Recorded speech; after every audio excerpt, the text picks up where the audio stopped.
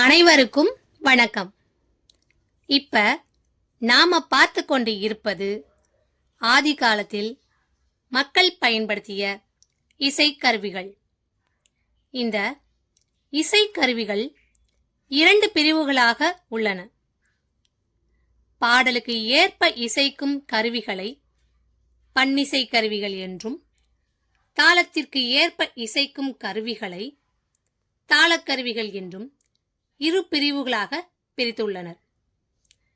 மேலும் இசையை எழுப்பும் வாயில்களை பொறுத்து அவற்றை நரம்பு கருவி, துளை கருவி, தோல் கருவி, கஞ்சக கருவி என பிரித்து உள்ளனர்.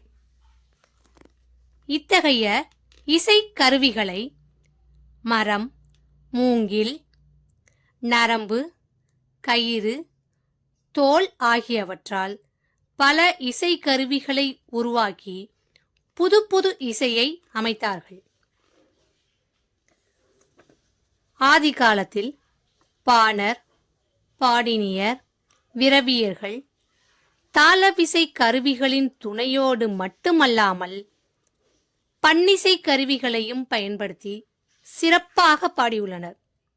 10 பாட்டு மற்றும் 8 தொகை நூல்கள், குறிப்பாக ஆற்றுப்படை நூல்களில் ஆதி காலத்தில் மக்கள் பயன்படுத்திய இசைக்கருவிகளான யாழ், கின்னாரம், குழல், சங்கு, தூம்பு, வயிர், தன்னுமை, முழவு, முரவு, பறை, கிணை, துடி, தடாரி, பாண்டில் மற்றும் இன்னியம் முதலான இசைக்கருவிகளை பற்றியும் அவர்களின் இசை திறமையையும் விரிவாக கூறப்பட்டுள்ளது.